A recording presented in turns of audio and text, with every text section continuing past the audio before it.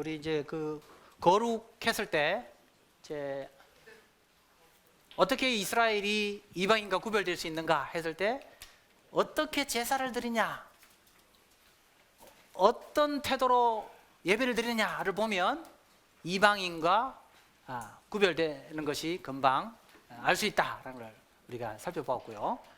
근데 이스라엘이 이 예배를 통해서 구별되는 것에 실패했기 때문에 결국 이제 나중에 그 하나님의 심판을 당하게 됩니다. 그 다음에 또 이제 이스라엘이 이방인과 구별될 수 있는 또 하나의 중요한 길이 있는데 그게 바로 뭐냐면 바로 이제 삶입니다. 삶. 그래서 이제 십계명의 정신처럼 하나님을 사랑하고 이웃을 사랑하라 이처럼 예배와 삶이 이제 이스라엘의 거룩을 판가름해주는 중요한 이제 가늠자가 되는데 이스라엘이 제사에 일단 실패했고 두 번째는 이웃 사랑, 특히 삶을 통해서 하나님의 사랑을 실천하는 것에 실패하게 돼요. 자, 이제 그 이방인의 제사의 중심은 아까 다산이라고 그랬죠. 많이 거둬들이는 것이다, 그죠? 많이 얻는 것이다. 그런데 이제 여러분 아시다시피 인간의 삶을 규정해 주는 건 뭐냐면은 이 하나님과 우리의 관계가 우리의 삶을 규정해 줍니다. 이방 사회도 마찬가지예요. 이방 사회도 이방 신과의 제사의 방식이 그들의 삶의 방식도 결정합니다. 그래서 저는 우리의 삶 자체는 그 삶 자체가 곧 종교적인 거예요. 분리되지 않습니다. 내가 어떻게 믿느냐가 우리의 생활에 나타나는 겁니다. 결국은. 그래서 이스라엘의 생활 방식도 결국 이제는 그들의 제사와 밀접한 연관성이 있다는 걸 보여주는데 아까 다산이라고 했죠. 다산, 그죠? 많은 곡식을 거둬들이는 것이다. 많은 물질을 통해서 물질적 성공을 거두는 것이다. 제사를 통해서. 이게 이제 그들의 목적인데 이게 그들의 생활까지도 지배하게 됩니다. 삶까지도. 예를 들면은 옷을 입는다거나 혹은 농사를 지을 때도 모든 그들의 생활의 중심이 결국 뭘까요? 많은 물질적 이익을 얻는 거지. 그래서 그들의 삶의 가장 핵심이 뭐냐? 이거예요. 이익이에요. 많은 물질적 이익을 남기는 것이 그들의 삶에 있어서 핵심이 됩니다. 예를 들면 레위기 19장 19절을 다 같이 한번 읽어보겠습니다. 시작. 너희는 내 규례를 지킬지어다. 내 인축을 다른 종류와 교합시키지 말며 내 밭에 두 종자를 섞어 뿌리지 말며 눈에 배어 죽지 옷을 입지 말지며. 이제 이거 아주 굉장히 어려운 본문 중에 하나입니다. 본문 중에 하나이고 그래서 이제 옛날에 이제 누구죠? 그 안식교에서 막 강의 많이 하셨잖아요, 그죠? 이상구 그분이 이제 뭐 여러 이런 구절들을 가지고 와서 성경이 우리의 건강을 위해서 미리 이렇게 다 말씀을 해놓고 있다. 그래서 이제 우리 옷도 이렇게 이 섞은 옷을 짠 나이롱 이런 거 하면은 건강에 안 좋다. 이런 이야기를 한 적이 있어요. 제가 볼 때는 좀 상당히 성경을 잘 못 해석한 겁니다. 자, 그러면 여기 보면 자, 육축을 다른 종류와 교합시키지 말고 두 종자를 섞어 뿌리지 말고 두 재료를 죽지 않은 옷을 입지 말라 이런 말을 한 거는 누가 이런 걸 했다는 걸까요? 그렇죠. 이방인들이 이렇게 했다는 거죠. 그죠? 그럼 이제 질문을 던져야 되겠죠. 왜 이방인들이 이렇게 했을까? 왜? 여러 가지 해석이 있습니다. 여러 가지 해석이 있는데 100% 완벽한 답은 없습니다. 그런데 가장 그래도 많이 학자들이 그래도 이게 그래도 가장 타당한 답이다라고 내어놓는 건 뭐냐면은 이방인들이 왜 이걸 했을까? 이거는 그들의 제사와 깊은 연관성이 있다 이렇게 해석을 합니다. 아까 말한 대로 그들의 제사는 어떤 거였죠? 남자와 여자가 서로 섞여야 많은 이 자식을 얻을 수 있다라고 생각했기 때문에 그 사고를 어디까지 확장시키느냐? 모든 생활 속에서 다 적용시키는 거예요. 그래서 옷도 썩고 농사할 때도 썩고 동물들도 썩는 거예요. 그래서 섞어서 결국 뭐 어떻게 하려고? 그것이 결국은 더 많은 것을 남기게 된다라고 생각했다라고 이제 학자들이 해석을 합니다. 만약에 그게 사실이라면, 그 해석이 정당하다면 지금 이방인들의 모든 삶의 생활의 중심을 차지하는 건 결국 뭐예요? 많은 것을 뭐예요? 남기는 거예요. 많은 물질을 얻는 거예요. 자, 그 다음에 또 구약에 보면 이런 표현이 있어요. 추를 옮기지 말라. 기억나세요? 자, 왜 추를 옮길까요? 누가 옮겼을까요? 이방인들이 옮겨요. 왜 옮길까요? 많이 남기기 위해서. 추를 숨겨서 많이 남기기 위해서. 그래서 이방인들의 삶의 방식은 항상 무엇이 우선이에요? 이익이에요. 이익을 더 많이 남기는 것이 이방인들의 삶의 방식이에요. 오늘날도 그렇죠. 오늘날도 보면 다르지 않죠. 어쨌든 특히 우리 자본주의 사회에, 그죠? 핵심은 뭡니까? 더 많은 것을 남겨야 살아남을 수 있는 거잖아요. 그죠? 장사가 안 되고 이윤이 적게 남겨지면 이 점점점 어려워집니다. 그렇잖아요. 네. 그러니까 참 이 세상 사람들의 삶의 방식의 중심에는 항상 뭐냐면 이익이. 그런데 이 이익을 어떻게까지 하느냐? 속이면서까지 이익을 더 남기려고 하는 거죠. 그래서 이사야 시대의 백성들, 특히 이사야 시대의 이방인들 가운데는 사람들의 눈을 속여서 더 많은 이익을 남기려고 하는 자들이 있었다는 거예요. 자, 그런데 생각해 보세요. 여기는 속이니까 조금만 있어도 더 많이 버네. 그런데 이스라엘은 하나님의 말씀대로 살아야 될 거 아니에요. 속이지 말아야 될 거 아니에요. 그러니까 나는 많이 못 벌어. 그죠? 자, 그러면 어떤 유혹을 받겠어요? 나도 한번 조금 감고 한번 하지. 이런 유혹이 오죠. 그러다가 어떻게 돼요? 이제 한 번 감다가 두 번 감다가 왕창 감게 되는 거예요. 그래서 나중에는 이스라엘 사회가, 이사야 시대 이스라엘 사회가 불법의 사회로 변질되어져 갑니다. 그래서 뭐가 상실되어져요? 공의가 없어져요. 완전히 불법의 시대로 변질되어져 갑니다. 그래서 그 부분을 이사야가 이제 점점점 이제 지적을 하는데, 그러면 이런 불법의 시대에 희망의 길은 무엇인가? 나중에 또 답이 나옵니다. 이사야의 제일 중요한 주제 가운데 하나는 공의도 아니고요. 뭐 그런 거 아니에요. 이사야 시대의 핵심은 나중에 따로 말씀드리겠지만 8월 달에 나오지만, 결국 이사야가 제일 강조하는 것은 이 거룩을 이야기하면서 제일 강조한 주제는 뭐냐면 회개입니다. 회복은 어디에 있는가? 결국 돌아가는 데 있다. 회개에 있다. 그 이야기를 합니다. 그래서 아무리 잘못해도, 아무리 나쁜 짓을 해도, 너희 죄가 뭐 같을지라도 진짜 뭐 하면, 회개하면 하나님이 용서하신다는 것을 강조해요. 그래서 희망은 있다. 뭐가 있는 한 희망이 있는 거예요. 회개하는 자에게는 여전히 희망은 남아있다. 그 이사야가 나중에 그 이야기를 합니다. 마지막에. 그래서 이제 이사야 1장을 딱 시작하면요, 너희 죄가 주홍빛 같을지라도 뭐예요?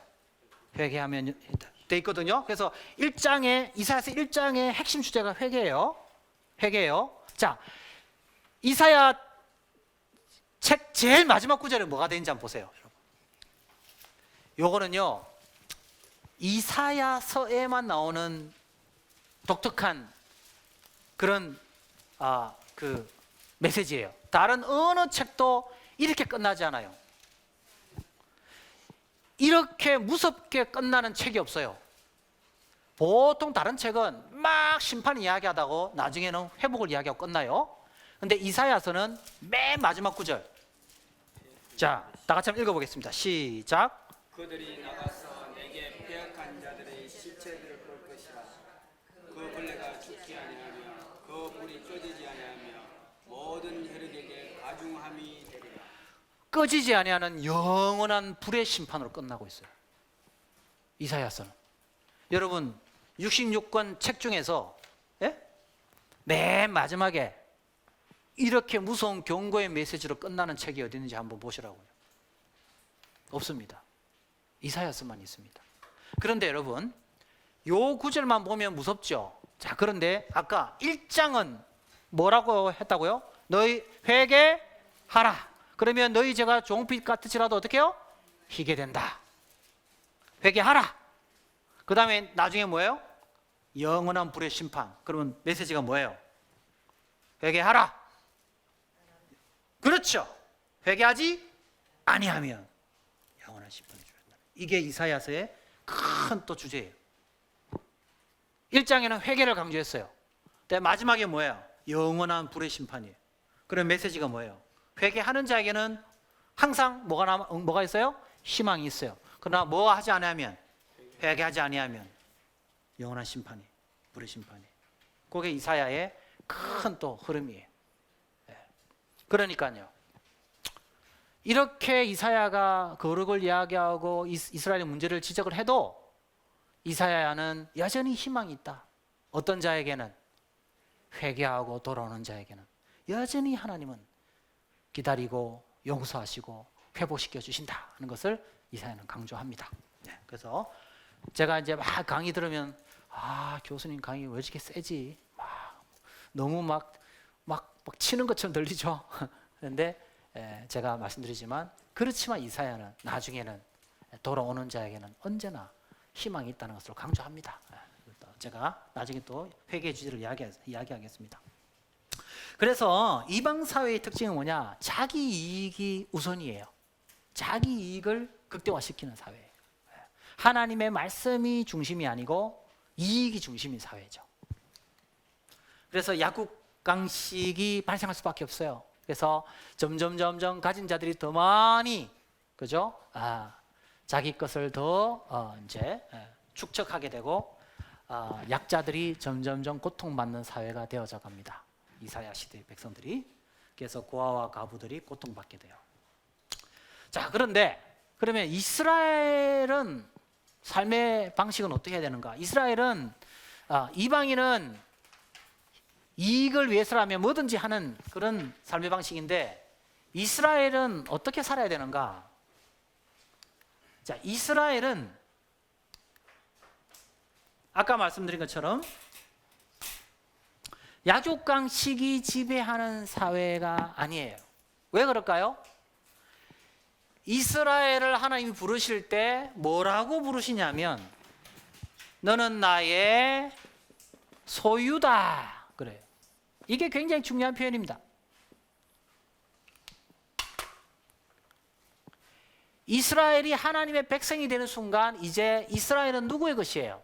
하나님의 것이에요. 그래서 이제는 뭐가 바뀌느냐? 소유에 대한 관점이 바뀝니다. 소유에 대한 관점이. 그러면 이제 모세가 성경을 기록할 때 왜 출애굽기를 먼저 기록하지 않았을까요? 하나님이 우리를 어떻게 구원하셨는지를 기록하지 아니하고 제일 먼저 창세기 1장부터 시작합니다. 왜 그랬을까요? 우리를 구속해 주신 그분이 누구인지를 먼저 선언할 필요가 있었던 거예요. 그러면 우리를 구원하신 그분은 누구예요? 창조주. 다시 말해서 우리의 주인이라는 말입니다. 그럼 우리가 하나님의 자녀가 되는 순간 제일 먼저 뭐부터 이 인식 전환을 해야 돼요? 창세기 1장부터 가야 돼요. 이제 사실은 나의 것이라는 것은 없고 모든 것이 누구의 것이다? 하나님의 것이라는 인식부터 그게 우리의 신앙의 무엇이 돼야 돼요? 첫 출발이 돼야 되는 거예요. 그래서 창세기가 시작하는 거예요. 무슨 말이 되시겠죠? 네. 그래서 창조한 다음에 안식일이 이루어지는 거예요. 안식이 이루어지는 것은 하나님이 창조하셔서 하나님이 비로소 안식한다는 거예요. 하나님이 주인이 되어서 모든 것을 다스리고 하나님이 주인임을 인정할 때 비로소 뭐가 이루어져요? 안식이 이루어지는 거예요. 그럼 타락은 어떻게 만들어요? 내가 주인이 되는 거예요. 그럼 뭐가 없어져요? 안식이 없어져요. 자, 그래서 이스라엘이 하나님의 언약의 백성이 될 때 비로소 뭘 지키게 돼요? 안식일을 지키게 돼요. 안식일을 지킨다는 말은 뭘 의미해요? 하나님이 주인됨이 비로소 여기에서 이루어지고 있다는 것을 의미해요. 그래서 이스라엘은요, 안식일을 지키고 그 다음에 또 뭐예요? 안식년을 지켜요. 맞죠? 왜 안식년 지켜요? 땅도 누구 거? 하나님 거. 그 다음에 77이 49, 안식년 지나고 나서 마지막 50년째는 뭘 지켜요? 희년. 희년 때는 뭐 해야 돼요? 종들 다 돌려보내야 돼요. 왜? 누구 것이기 때문에? 하나님 것이기 때문에. 안식일, 안식년, 희년의 중심에는 뭐가 있어요? 하나님이 우리의 뭐예요? 주인이라는 거예요. 이스라엘의 정체성은 어디에 있는가? 하나님이 우리의 주인이다 하는 거죠. 이게 핵심이에요. 그래서 성경의 첫 시작이 뭐로 시작되어져요? 창세기로 시작돼요. 자, 그러면 이스라엘이 하나님의 창조의 통치를 받고 있다라는 말은 뭘 의미합니까?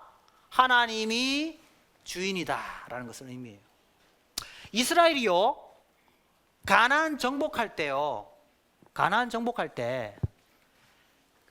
가나안 정복을 다 하기 전에 이미 땅 분배가 이루어집니다. 그건 뭘 의미할까요? 왜? 정복을 다 하기 전에 이미 땅 분배를 하고 있을까요? 예?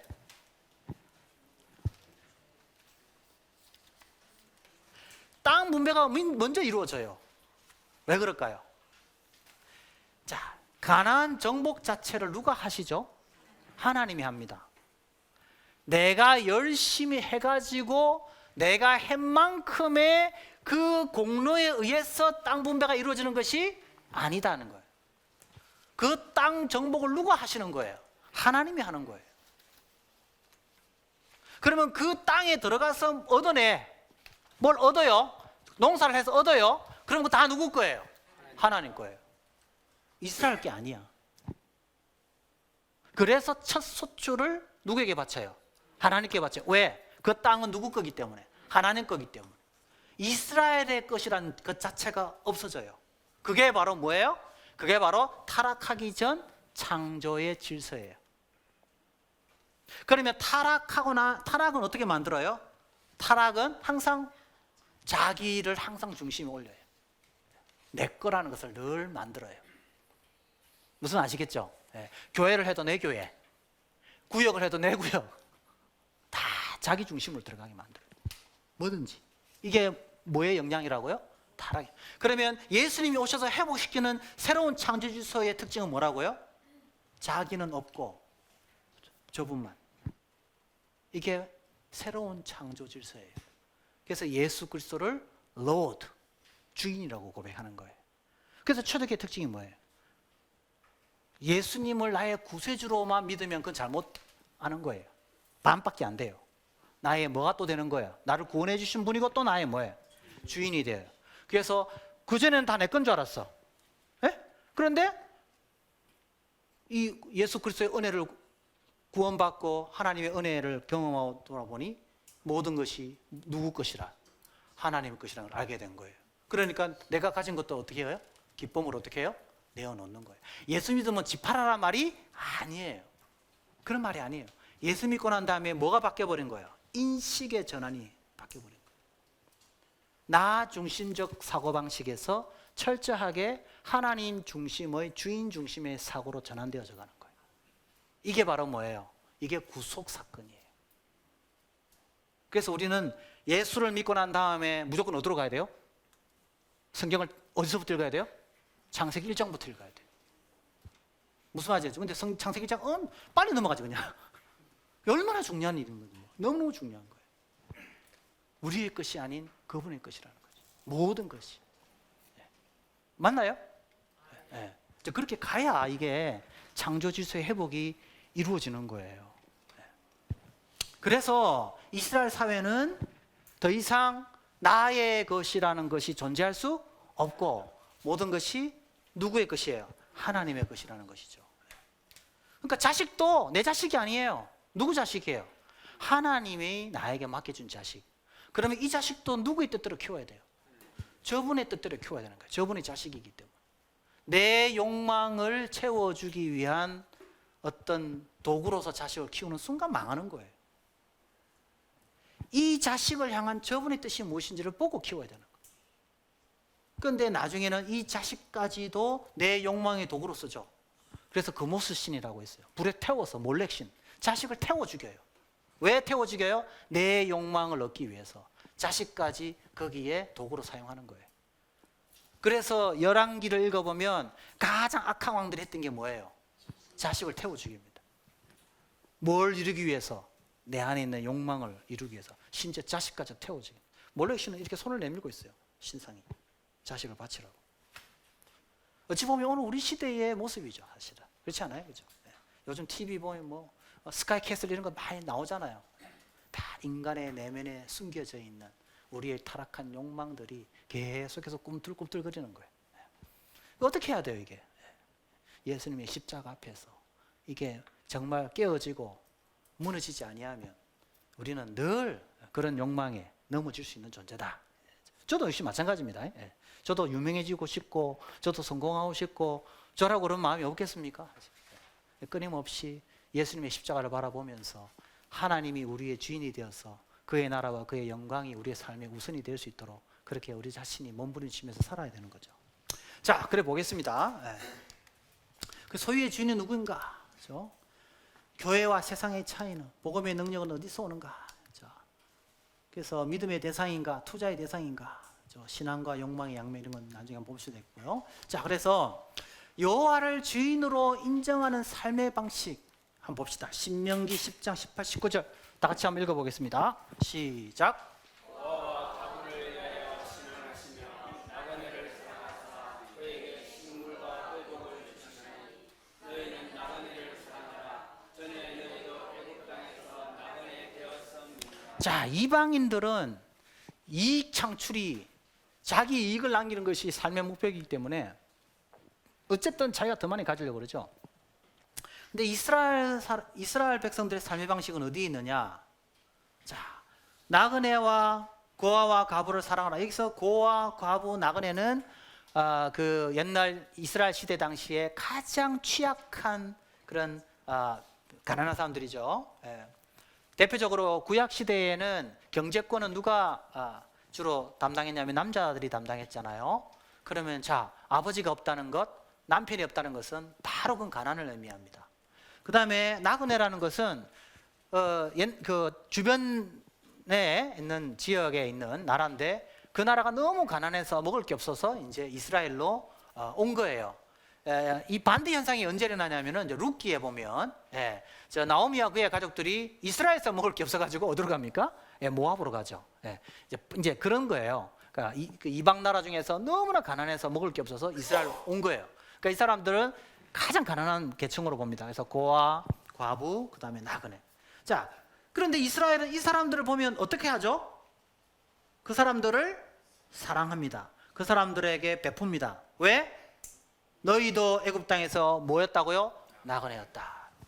그렇죠? 그래서 이스라엘은 늘 뭐 하는 거죠? 기억하는 공동체예요.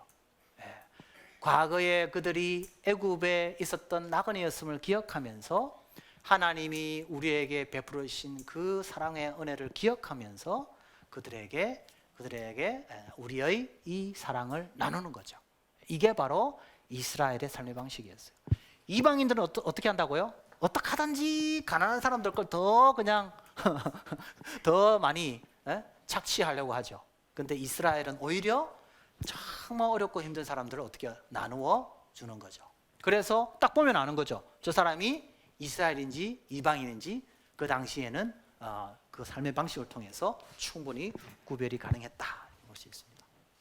자, 그런데 그래서 이스라엘은 어떤 삶을 실천해야 되느냐? 그래서 불의를 거부하고 공의를 실천해야 됐다. 잠언 11장 1절에 보면 속이는 저울은 여호와께서 미워하시나 공평한 추는 그가 기뻐하시니라. 그래서 이방인들은 뭘 옮겨요? 추를 옮겨요. 왜? 그래야 더 많은 이익을 얻을 수 있으니까. 그러나 이스라엘은 이익을 더 많이 남기는 것이 그들의 삶의 목적이 아니다. 그들의 삶의 목적은 하나님의 사랑을 나누는 것이다. 그래서 고아와 과부와 나그네에게 오히려 자기의 가진 것을 함께 나눌 수 있는 것, 이것이 바로 뭐예요? 하나님의 백성의 삶의 방식이었다, 이렇게 볼 수 있어요. 근데 사실 저는 그렇게 생각하는데요. 뭐 이건 우리 목사님들, 또 우리 장로님들, 우리 집사님들, 권사님들 저하고 좀 생각이 다를 수 있는데, 저는 이제 좀 뭐 인생을 많이 산 건 아니지만 그런 것 같아요. 물질이라는 것은 많이 있다고 해서 그렇다고 많이 이렇게 섬겨지는 것도 아니고, 꼭 없다고 해서 나누지 못하는 건 아닌 것 같아요.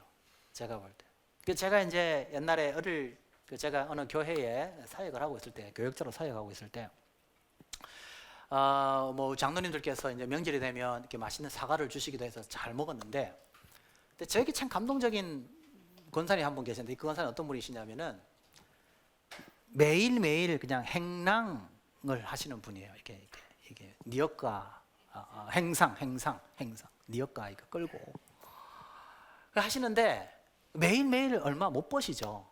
그런데 명절이 되면 항상 저에게, 제가 이제 교역자라고 이게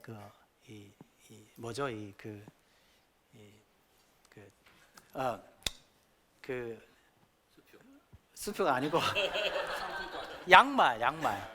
양말을 딱 그냥 깨끗한 양말 하나를 딱 이렇게 포장을 해가지고 저에게 이렇게 주셔요. 근데 사실은 그분이 저보다 더 못하거든요, 생활이 사실은. 그런데도 그걸 주셔요. 제가 그걸 받으면서 어떤 마음이 드냐면, 이분이야말로 정말 마음이 부자인 분이다 하는 생각이 들더라고요. 사실은 이분은 안 해도 되는 분인데, 그래도 그 어려운 가운데서도 그 양말 하나를 저에게 주실 때, 제가 그 양말을 받을 때 굉장히 큰 감동을 받았습니다. 그래서 결국은 이 물질보다도 어디에 더 마음이 더 중요한 거잖아요. 제가 이제 유학 시절에 어떤 한 분이 있었는데, 이분은 본인이 그러시더라고요. 자기는 뭐 집이 몇 채고 또 이제 기업체 사장을 하시고 뭐 이제 은퇴를 하신 다음에 그 다음에 이제 공부를 하신 분이 유학을 오셨더라고요. 나이가 좀 많으신 분이에요. 네. 돈이 많다고 가셔요. 근데 이제 우리 이제 유학생들이 돌아가면서 이제 차를 한 잔씩 마치면 이제 오늘은 내가 사고 다음에 이제 이분이 사고 돌잖아요. 낮에 돌다가 이분이 낼 때가 되면 안 와요. 안 와. 그래 한 2, 3주 지났다가 슬 와가지고 또 이렇게 얻어 드시고 그래. 그러다가 본인이 또 할 때 되면 또 한 몇 주가 안 와요. 그걸 보면서 느낀 게 뭐냐? 결국 이거는 이분은 돈은 많을 줄 몰라도 사실은 마음은 너무나도 가난한 사람이다. 그런 걸 느껴요. 그래서 저는 우리 이제 예수 믿는 사람들이 정말 마음까지는 가난하지 않았으면 좋겠다. 물질적으로 가난할 수 있겠지만 그 물질의 가난 때문에 우리의 마음까지 가난하지 않았으면 좋겠다 하는 생각이 들더라고요. 저도 이제 굉장히 좀 가난해가지고 저희 아버지가 좀 일찍 돌아가시고 저도 굉장히 좀 이렇게 좀 가난하게 자랐습니다. 가난하게 자라가지고 그러다 보니까 저도 모르는 사이에 뭐가 생기냐, 빈대근성이 생겨가지고 나는 가난하니까 나는 늘 얻어먹어야 된다는 그런 생각이 있었어요. 그러다가 이제 유학 가가지고 이제 그분 보는 순간 너무 충격을 먹은 거예요. 사람이 가난해도 마음까지 가난해서 되겠는가, 이 생각이 들어가지고 저도 그때 정신을 부쩍 차리고 조금 나눌 수 있으면 조금이라도 내가 나누는 것이 좋겠다 하는 마음을 가지게 되었어요. 그래서 예수 믿는 사람들은 그래서 뭐가 참 중요한 건가 하는 생각이 해요.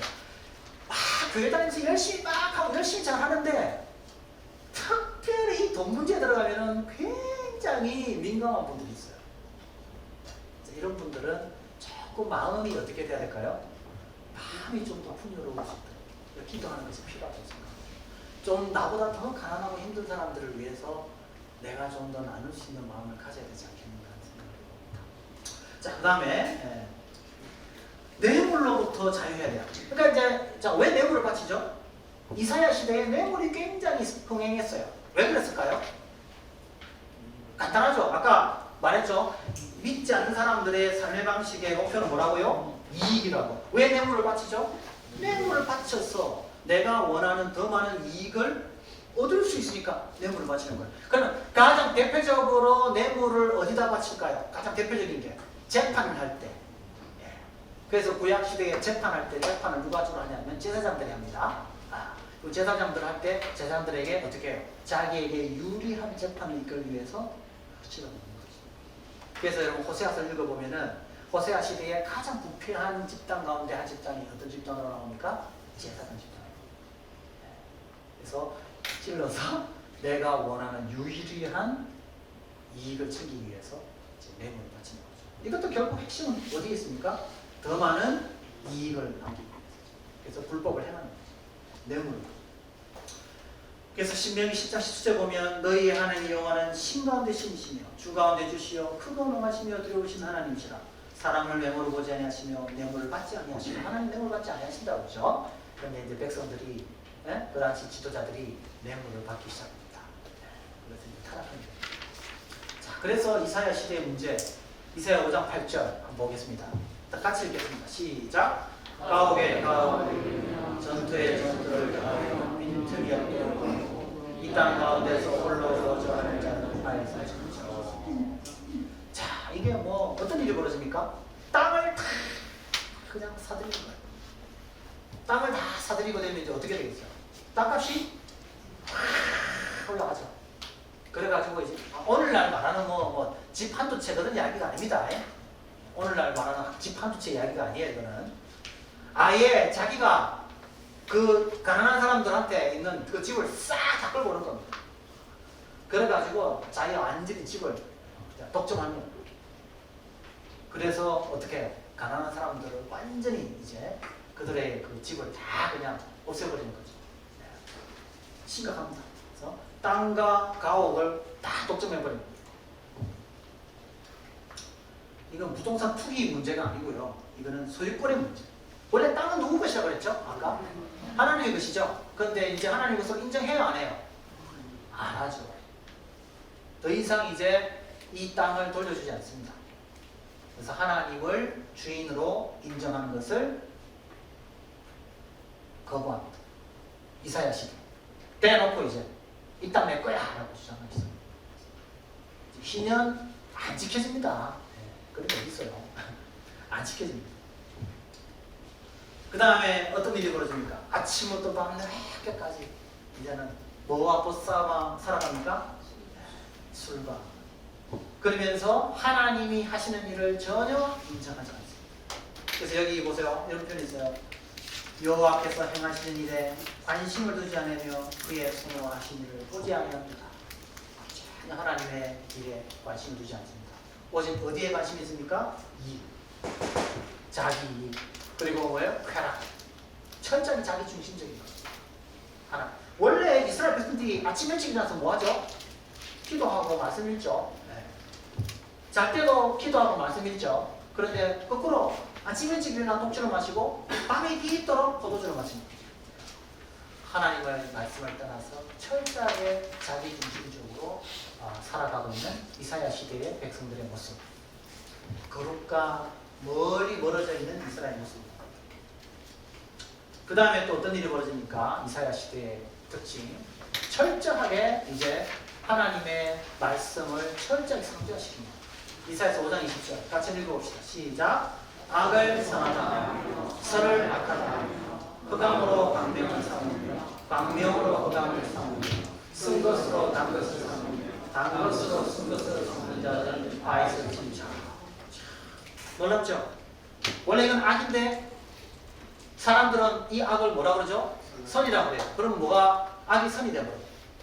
그러면 이제 악과 선의 결정을 하나님이 하는 것이 아니고 누가 하는 거예요? 사람이 하는 거죠.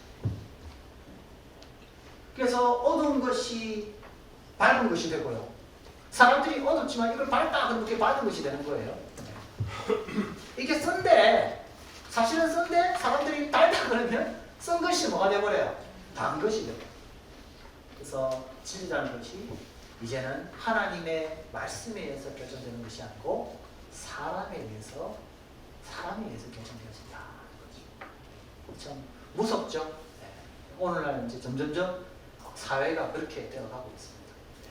이제는 뭐 남자 여자 구분도 이제는 뭐 얼마든지 이제 사람이 결정을 하게 돼요. 제가 이제 2년 전에 그 연구년에 갔습니다. 유럽에 연구년에 갔는데 어떤 일이 벌어졌냐면은 그 유럽의 그 벨기에에 있는 가정인데요. 어느 날 엄마가 트랜스젠더가 됐어요. 남자가 된 거예요. 더 재밌는 건 뭐냐? 아버지가 좋다고 같이 살아도 된다는 거예요. 그건 하루아침에 어떻게 돼버렸어요? 아버지가 둘이 생겼어요. 시대가 요즘 그런 시대가 되어가고 있습니다. 무서운 시대입니다. 이제. 앞으로 어떻게 될지 모릅니다. 오늘날 시대가. 왜 그러냐면 사람이 모든 진리를 판단하는 주체가 되어서 가고 있기 때문에.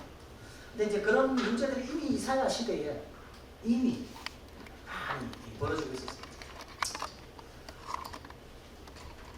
그 다음에 이사야 5장 23절에 같이 한번 읽어봅시다. 시작. 그들은 뇌물로 말미암아 악인을 의롭다 하고 의인에게서 그 공의를 빼앗는도다. 이사야 시대에 어떤 일이 벌어지고 있나요?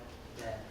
뇌물을 받은 사람은 의인이 되고 오히려 뇌물을 받지 않는 의인은 오히려 불의한 사람이 되어버립니다.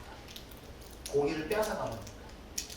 그래서 뇌물 받은 사람이 악인이 오히려 어려운 사람처럼 인정을 받고 뇌물을 받지 않는 사람이 오히려 악인이 되는 그런 참 웃지 못할 일들이 이사야 시대에 발생하고 있었다 이렇게 볼 수 있겠습니다.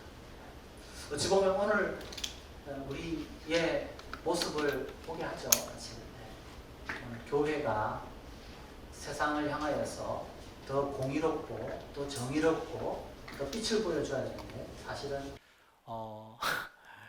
교회가 문제가 생겨서 교회가 해결을 못해서 오히려 세상의 법정이 교회의 문제를 해결하고 있는 이런 참 웃지 못할 그런 일들이 오늘날 우리 한국 교회에 벌어지고 있습니다. 사실은 이것은 단적으로 말해서 교회가 거룩의 정체성을 잃어가고 있다 이렇게 말할 수밖에 없습니다. 사실은 이건 굉장히 심각한 문제라고 생각하고 있어요.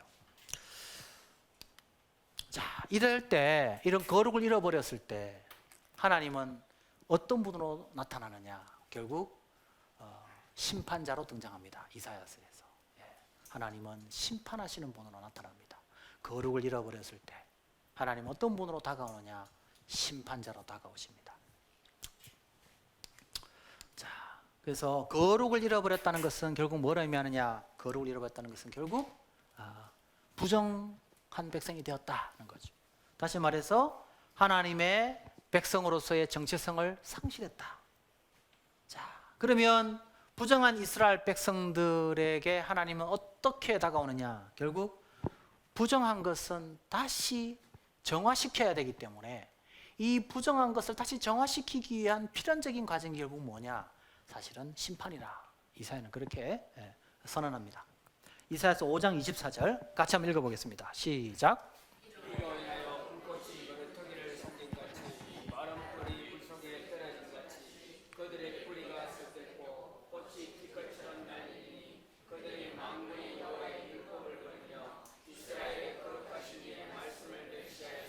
자, 이스라엘의 거룩하신 하나님의 거룩, 그 거룩성을 이스라엘 스스로가 팽개쳐버렸기 때문에 구별됨을 저버렸기 때문에 결국 하나님 어떤 분으로 나타나냐면 불로서 찾아오십니다. 불로 태우는 심판자로서의 이스라엘 거룩하신 이로 이사야서 전반부에 나타납니다. 자, 그래서 여기 그 심판은 결국 어떤 역할을 하느냐? 불로서 나타나거든요. 그 불이 하는 일은 뭡니까? 물론 우리가 불을 생각하면 굉장히 무섭죠. 그런데 사실 불이 하는 일은 뭡니까? 태워서 정화시키는 거죠. 그래서 사실은 이사야는 이 불을 부정적으로 보지 않습니다. 결국 하나님께서 이스라엘을 심판을 하는 이유와 목적은 결국 무엇 때문이라고요? 부정한 이스라엘을 다시 어떻게 만들기 위한? 거룩하게 만들기 위한 과정으로서 이 심판을 이야기합니다. 자, 그래서 여러분 이사야서 1장 24, 26절 같이 한번 읽겠습니다. 시작. 그러므로 주 만군의 여호와 이스라엘의 전능자가 말씀하시되 슬프다 내가 장차 내 대적에게 보응하여 내 마음을 평쾌하겠고 내 원수에게 보수하겠으며 내가 또 나의 손을 내게 돌려 너의 지키를 온전히 청결하여 버리며 너의 혼잣물을 다 제하여 버리고 내가 너의 사사들을 처음과 같이 너의 모사들을 본래와 같이 회복할 것이라. 이사야 1장에 보면 하나님께서 이제 심판을 이야기하는데 심판을 하는 이유가 딱 여기 나오잖아요. 빨간 줄에 보면 너의 찢기를 온전히 뭐하게 하려고? 청결하게 하여 너의 혼잣물을 다 어떻게 하려고? 제어하려고. 결국 하나님께서 이 불로서 심판하는 이유는 결국 뭐 때문이냐? 우리의 더러움을 다 깨끗이 어떻게 해요? 태워버리게 하기 위하여 하나님이 심판을 하신다는 거죠. 그래서 결국 부정함을 정화시키는 하나님의 방식이 바로 심판이다 이렇게 볼 수 있습니다. 물론 그 심판을 받지 않으면서 정화될 수 있는 길이 있긴 있어요. 그게 바로 뭐냐면 회개입니다. 회개. 근데 이스라엘이 끝까지 회개를 거부하기 때문에 심판을 통하여 회개하도록 만드는 거예요. 결국 깨끗이 씻어질 수 있는 유일한 길은 회개입니다. 나중에 그 회개에 대해서 제가 이야기를 하겠습니다. 그래서 이제 여기 이사야서 4장 2절에서 4절을 보면 이런 표현이 있죠. 이는 주께서 심판하신 영과 소멸하는 영으로 시온의 딸들의 더러움을 어떻게 해요? 씻기시며, 그죠? 예루살렘의 피를 그 중에서 청결하게 하실 때가 됨이라. 그죠? 하나님이 심판을 행하시고 하나님께서 이런 심판의 놀라운 일들을 이루시는 것은 결국 이스라엘 백성들의 마음이 깨어지고 그 다음에 겸손해져서 하나님 앞에 회개하면서 나오게 만들기 위해서 하나님께서 이렇게 심판을 행하시는 거죠. 자, 그래서 이제 이스라엘이 결국 이제 포로로 잡혀가게 되죠. 그죠? 바벨론에 이제 포로로 잡혀가게 돼요. 그러면 심판을 받은 거죠. 그러면 바벨론에 포로로 잡혀가서 심판을 받게 되니까 이스라엘이 그 다음부터는 어떻게 돼요? 태도가 이제는 바뀌어져요. 이제는 겸손해져요. 그래서 이제는 하나님을 찾게 돼요. 그래서 혹독한 고난 속에서 하나님을 찾는 그 백성들에게는 하나님이 어떤 분으로 등장하느냐? 회개하고 나오는 자에게는 심판의 거룩하신 하나님이 아니라 여기에 제가 뭐라 하니까 고엘로서의 이스라엘의 거룩하신 이라고 제가 했습니다. 이 고엘이 한글 성경에는 구속자라고 번역되어 있어요. 구속자. 근데 저는 이 구속자라는 이 번역이 좀 적절치가 않다. 원래 이 히브리어는 구속자 히브리는 고엘이라는 히브리어입니다. 고엘인데 이 고엘이라는 히브리어를 살려서 설명하는 것이 저는 좋겠다. 그러면 고난받고 이제 심판받은 겸손한 이스라엘 백성들에게 하나님은 어떤 분으로 나타나냐? 좀 쉬었다 할까요? 계속 할까요? 조금 쉬었다 그러면 여기 하겠습니다. 좀 쉬었다가 새 출애굽의 고엘로서의 이스라엘의 거룩하시니 우리 하도록 하겠습니다. 잠깐 쉬었다 가겠습니다.